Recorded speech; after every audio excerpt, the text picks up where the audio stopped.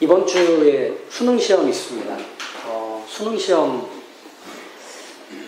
참 잔인하지 않습니까? 단 한 번의 시험으로 인생에 어떻게 보면 되게 중요한 결정을 하게 되는 길목에 사람을 이렇게 몰아세우는 시험 아닙니까? 그래서 어떤 면에서는 그동안 수고했던 것에 대한 보상이기도 하지만 또 다른 한편에서는 징계같이 느껴지기도 합니다. 너 이것밖에 못했어. 너 이 정도밖에 안 되는 인간이야. 이걸 그 어린 나이에 20대도 되기 전에 경험해야 하는 시험. 참 인생에서 쉽지 않은 관문인 것 같습니다. 그걸 우리 아이들이 이제 이번 주에 봅니다. 우리 조연희 집사님 첫째 딸 재현이가 그 어려운 시간을 준비했고 이제 또 가게 됩니다. 근데 이제 문제는 뭐냐면 시험만 보면 다 끝나는 게 아니라는 거죠. 뭐가 있죠? 결과 발표가 있습니다.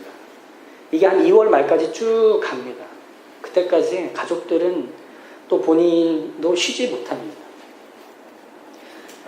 시험만 끝나면 다 끝나는 게 아니라 최종 합격이 될 때까지 기다려야 하기 때문에 노심초사하는 겁니다. 어떻게 해야 되나?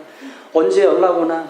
원하는 얘기가 들릴 때까지는 뭐 잠도 제대로 못 자고 밥도 제대로 못 먹고 그냥 삐쩍삐쩍 말라갑니다. 이제 3월부터는 살이 찌기 시작하겠죠. 이 기쁜 소식이 전해질 때까지는 그렇게 모든 걸 보류합니다. 그 얘기가 들릴 때까지는. 우리가 기대하는 소식은 그렇게 우리로 하여금 피를 말리게 하죠. 하지만 복음은 내가 원하는 기쁜 소식이 아닙니다. 내가 원하는, 내가 예상하는 그런 이야기가 기쁜 소식, 또 복음이 아닙니다. 복음은 뭐냐? 예상치 못했던 뜻밖의 소식입니다. 복음은 예상한 적이 없는 뜻밖의 소식이 들려오는 겁니다. 우리는 보통 믿음이 생기면 이럴 거라 생각하지 않습니다. 저 목소리가 왜 이러죠? 나에 대한 만족스러운 변화가 일어날 걸 기대하라거나 아니면 하나님께서 너의 인생을 이렇게 이끌어 주시니까 너를 향한 크고 위대한 그 계획이 이루어질 걸 기억하며 믿음으로 소망하라고 그렇게 복음이 들릴 것 같죠. 근데 사실은 그런 예상들을 다 뛰어넘는 걸 복음이라고 합니다.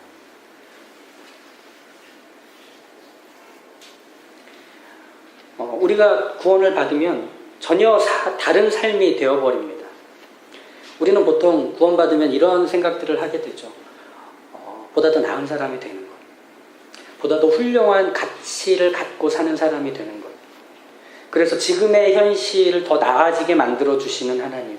내 미래가 보다 안정적으로 지키고 보장받게 되는 하나님의 지혜와 능력이 담겨지는 내 인생. 그래서 내가 받은 구원은 그렇게 하나님으로 인해 지켜지는 거라 생각을 합니다. 그래서 보다 더 나은 사람으로의 발돋움. 이게 우리의 구원이고 그래서 우리는 복음을 통해 구원받은 거라. 그게 기쁜 소식이라 여깁니다. 하지만 복음의 가장 큰 핵심이며 중요한 한 문장은 무엇이냐면 복음은 하나님의 아들에 대한 소개일 뿐입니다. 복음은 하나님의 아들에 대한 소개입니다.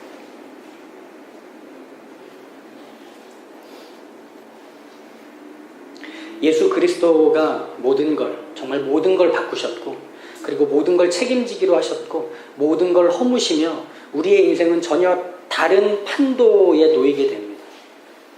그게 이제 오늘 우리가 읽은 에베소서 2장 11절 이후에 나오는 예수님을 통해 어떤 변화가 일어났는지에 대한 소개들입니다. 한 3가지 정도로 저희가 볼 수 있는데요. 첫 번째로 예수님을 통해 복음을 전해들어 우리가 구원받았을 때 어떤 일이 일어나느냐 하면 유대인과 이방인 사이에 있는 담이 허물어진답니다.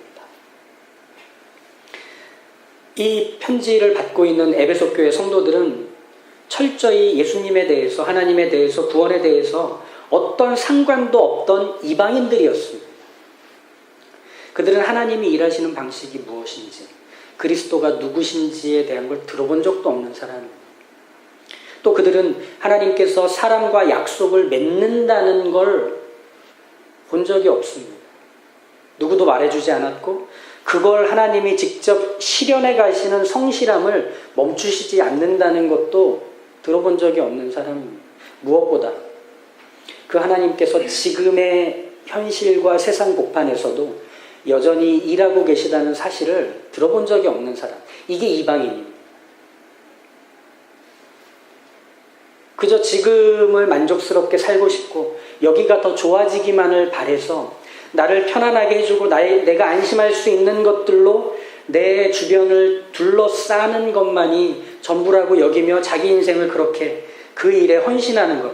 이게 이방인의 삶입니다. 그리고 그것을 해줄 수 있는 존재가 신적 존재라면 그것에 숭배하고 헌신해서라도 그의 도움을 받고자 원하는 게 이방인의 삶이었습니다.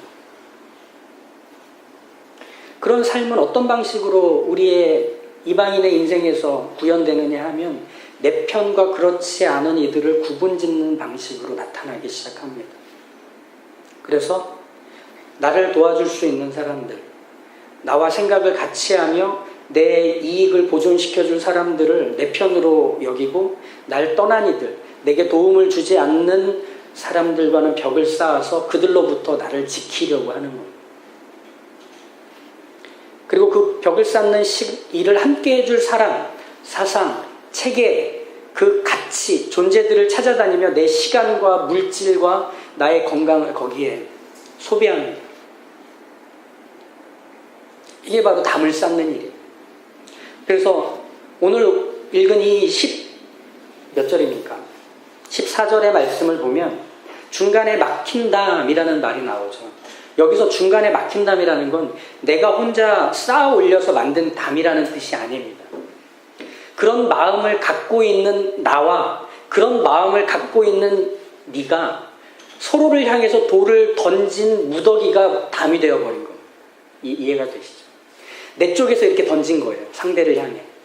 그리고 저쪽도 나를 향해 던진 거죠.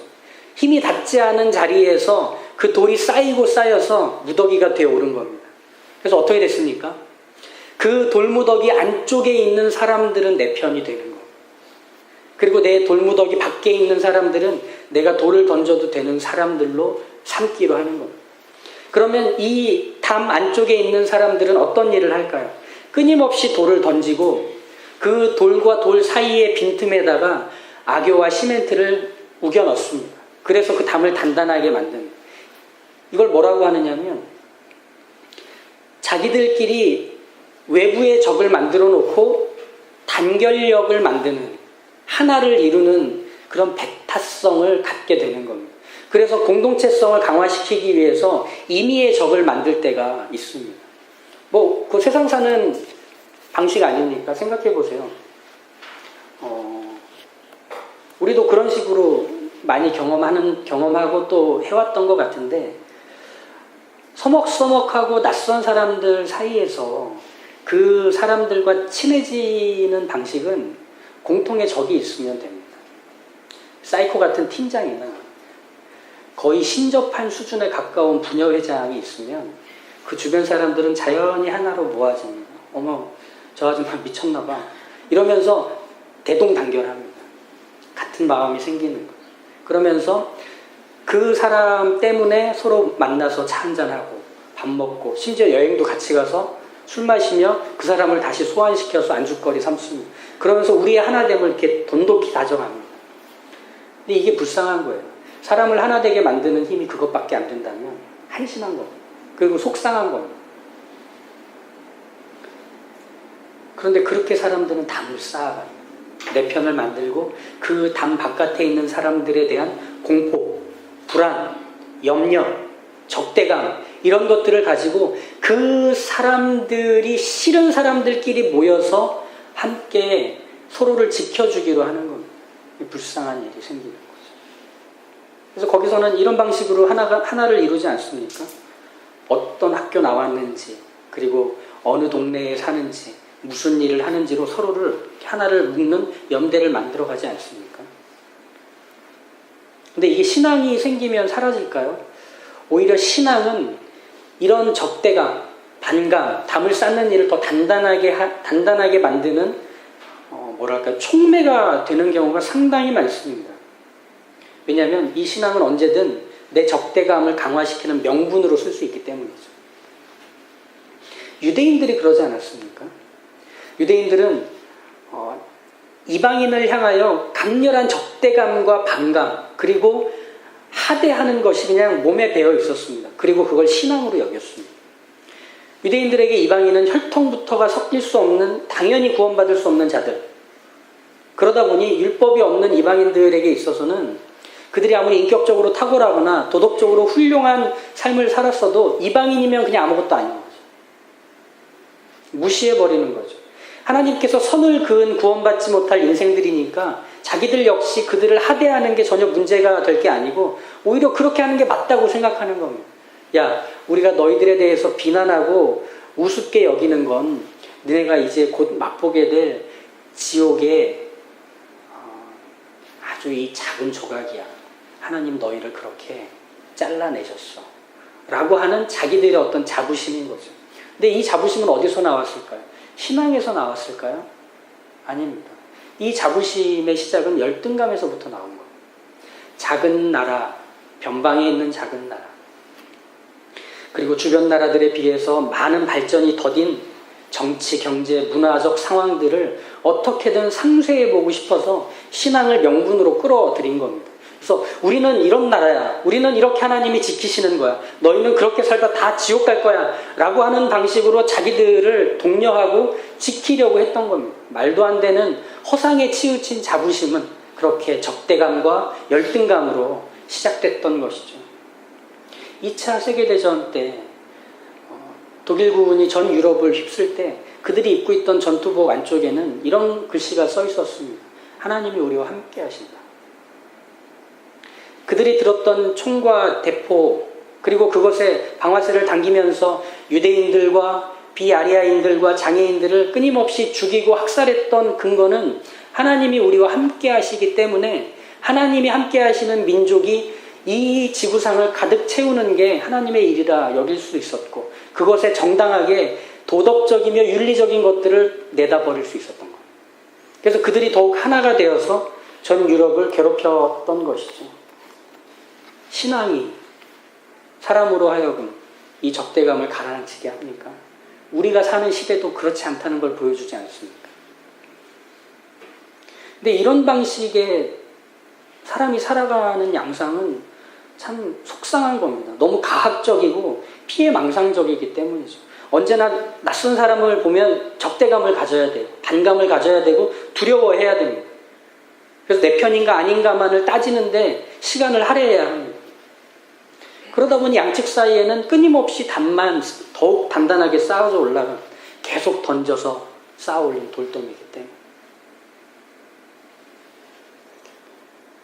그렇게 분리가 생기고 적대감이 키워지고 담 바깥을 향해서는 뭐든 해도 된다는 공감대가 그 안에서 계속 확산되고 확대되기 시작하면 그 어디에도 사람과 사람 사이에는 쉼이라는 게 없습니다.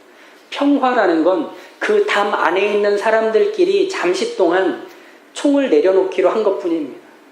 그게 평화일까요?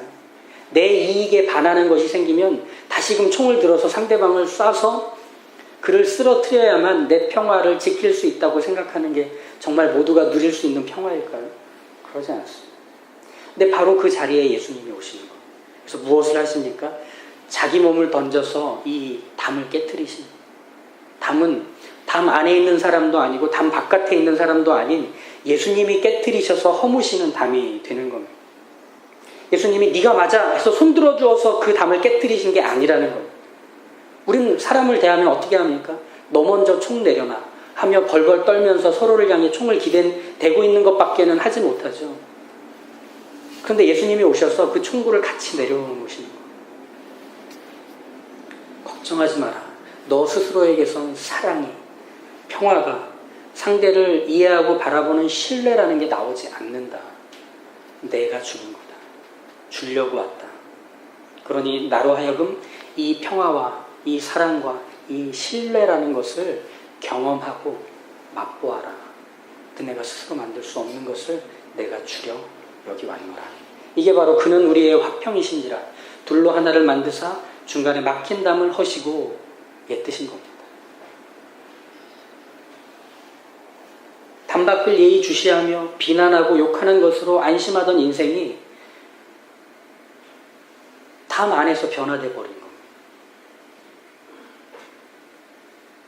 예상치 못한 복음으로 인해서 굳이 누군가를 적으로 삼지 않아도 되는 인생이 돼버린 겁니다. 이게 얼마나 자유한 건지 아십니까? 강한 적대감을 표출해야만 나와 내 가족과 소유가 지켜지는 게 아닌 인생이 돼버린 거예요. 또 나를 나로 인정하고 너를 너로 존중한다고 해도 그게 지는 게 아닌 인생이 된 거예요. 우린 예수님을 통해서 그걸 경험하는 사람이 된 겁니다. 예수님이 그 일을 하셨다는 걸 우리가 알기 때문에, 그리고 그것이 우리 안에서 이루어지는 일이기 때문에 우리는 그 변화된 우리의 삶을 누릴 수 있게 되는 겁니다. 이게 이제 두 번째 특징이 되는 거죠. 무엇이냐? 예수님께서는 유대인과 이방인이라는 구분이 아닌 전혀 새로운 사람으로 우리를 만드시는 겁니다. 창조하시는 겁니다. 새 사람인 거죠.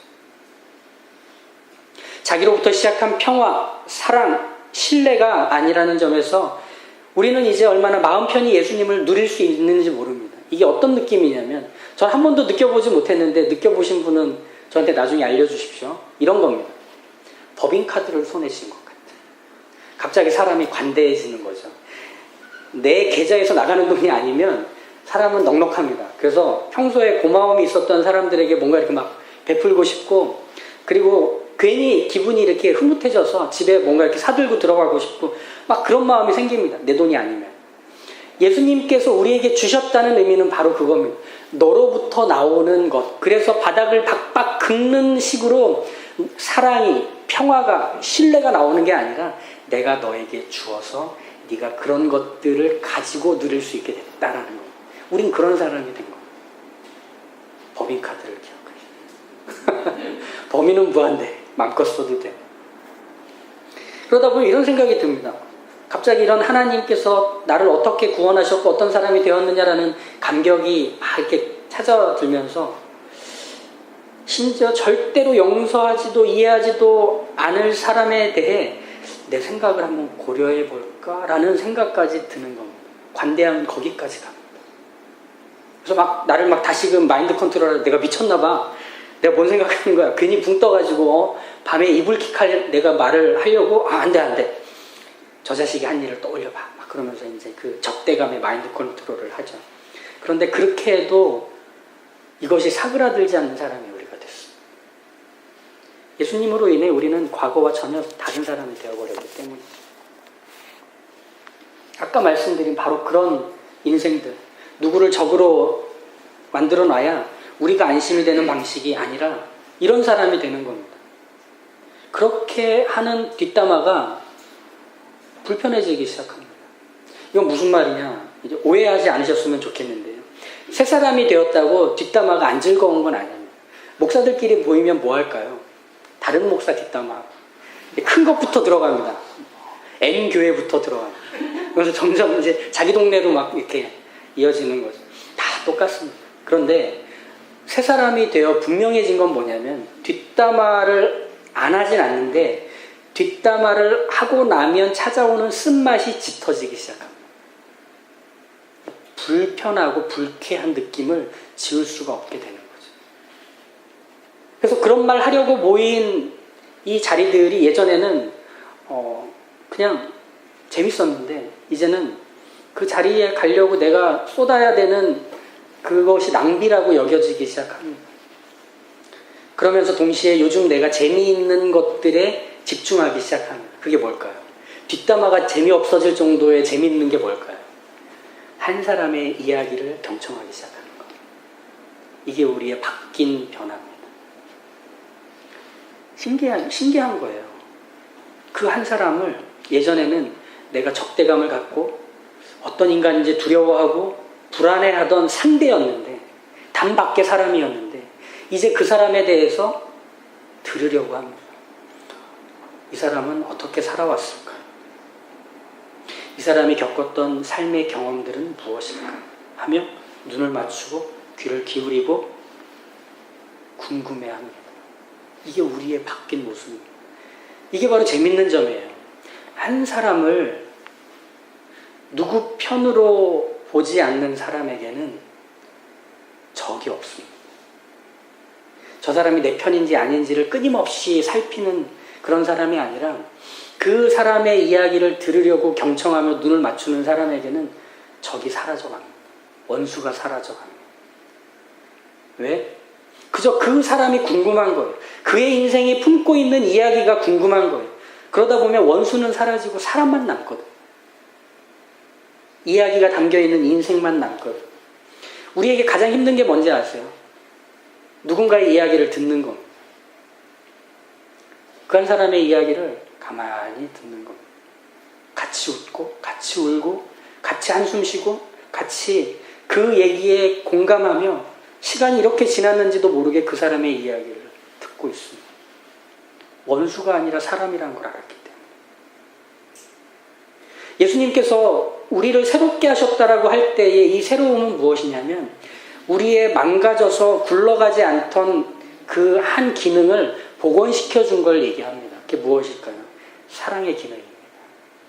우리는 타락하여 죄인이 되었던 그때부터 아담과 하와가 죄로 인해 타락하던 그 시점부터 하나님의 형상이 왜곡되고 뒤틀어졌습니다. 그래서 어떤 식으로 그 양상이 나타났냐면 뒤틀어지고 왜곡된 걸 가지고 살기 시작한 겁니다. 그 가장 독특하고 가장 마음 아픈 것이 무엇이냐? 예전에는 사랑이 상대를 향하여 작동하였는데 이제는 사랑이 나 자신을 향해서만 작동한다는 거예요. 그러니까 이기심, 자기 사랑 이것만이 나를 움직이는 원동력이 되어버린 거죠. 예수님께서 그걸 복원시킨 겁니다. 그래서 우리는 어떻게 되느냐? 가인이 아벨을 죽이던 것이 익숙한 그 인생에서 내가 누군가의 인생 앞에 서서 그를 들여다보고 그에게 귀를 기울이고 그와 함께 손을 맞잡고 살고자 원하는 이 회복된 놀라운 기능을 발휘하는 사람이 되는 겁니다. 사랑의 사람이 되는 겁니다. 사랑은 오래 참고 온유하며 시기하지 않으며 오래 견디며 기다리며 참아주는 인생으로 내가 그 사람 앞에 서게 되는 겁니다. 이게 우리의 변화된 모습이죠. 그래서 예수님께서 우리의 변화된 모습을 이렇게 말씀하십니다. 누가복음 6장 35절에서 36절입니다. 오직 너희는 원수를 사랑하고 선대하며 아무것도 바라지 말고 꾸어주라. 그리하면 너희 상이 클 것이요 또 지극히 높으신 이의 아들이 되리니 그는 은혜를 모르는 자와 악한 자에게도 인자하시니라. 너희 아버지의 자비로우심 같이 너희도 자비로운 자가 되라. 이런 일이 일어났다는 겁니다. 그래서 우리는 사랑의 사람이 되는 거죠. 이 사랑의 원천이 하나님께 박혀 있어서 끊임없이 하나님께로부터 사랑할 수 있는 힘과 여유와 확신이 찾아 들어옵니다. 그래서 원수로 여겼던 자를 사람으로 대하며 그와 함께 인생을 묶어가는, 그리고 담 안쪽으로 누군가를 들여놓아야만 안심하던 사람이 담을 허물고 상대에게 눈을 맞추는 사람이 우리가 될 수 있는 겁니다. 그래서 우리는 예수님처럼 어디로 가느냐? 담이 세워진 자리로 가는 거예요. 양손을 붙잡아서 서로가 맞잡는 데까지 기다려주고 견뎌주는 사람이 바로 우리가 되는 겁니다. 근데 그런 일이 쉬울까요? 다 우리 같으면 좋겠습니다. 근데 우리 같지 않은 사람 사이에 우리가 살다 보니까 상대의 약함과 부족함 때문에 의심을 사게 되고 오해를 받을 때 있습니다. 그런데 신기한 건 그걸로 내 자존심에 스크래치 당하지 않는 한계를 내가 정할 수 있게 되는 거예요. 아직 그 부분에서는 아닌가 보지 시간이 필요한가 보지 그래, 하나님의 자녀로 살다 보면 이런 일들을 겪는 건 익숙하다고 했어. 그럼 나도 이걸 하고 있네? 대단한데? 스스로를 쓰담쓰담 하는 거죠. 바로 이 모든 일들이 예수 그리스도가 복음이 되었다는 증명인 겁니다. 우리의 기쁜 소식입니다. 우리가 이렇게 바뀐 겁니다. 게다가 가장 큰 것은 아마 이것이 아닐까 싶습니다. 내가 누군가를 사랑하고 싶지 않은데, 용서하고 싶지 않은데, 정말 하는 꼬락선 일을 보면 욕이 튀어나오고 쟤는 안 돼. 하지만 내 안에 있는 사랑해야 하는 어떤 마음의 의지가 부딪혀서 내가 해야 되는데 할 때 나 자신을 원수로 만들지 않습니다. 이게 가장 큽니다. 나 자신을 자책하지 않는다는 거. 쟤를 사랑하라고 하셨는데 원수 삼지 말라고 했는데 여전히 원수 삼고 있는 나를 어떻게 이 몹쓸 나! 막 그러면서 어떻게 할 겁니까? 뭐 채찍을 뭐 등에 때릴 겁니까? 그건 나를 원수 삼는 겁니다. 안 되는 나, 한계가 있는 나, 부족한 나, 여전히 안 하려고 하는 나를 인정해 주지 않는 겁니다. 근데 예수님은 그것까지 허무신 겁니다. 너 자신도 원수 삼지 마라. 내가 너를 끊임없이 채워서 그 일하는 사람으로 만들어 갈 거니까 기다려라. 기다려라. 넌 여전히 공사 중이다. 주의하시오. 그렇게 우리 인생이 복음으로 인하여 바뀐 겁니다. 그게 복음적인 인생입니다. 우리 모두가 그 사람 되어져 가는 겁니다. 그럼 마지막 세 번째로 이 복음으로 인해 우리는 어떤 사람이 되느냐? 하나님을 아버지라 부르며 그 하나님께 나아갈 화목의 길이 열려서 언제든지 하나님 품 안에 안길 수 있는 사람이 된 것입니다. 다음 시간에 보시죠. 성령께서 음성을 주셨습니다. 너무 긴데 너? 오늘 좀 들떴는데?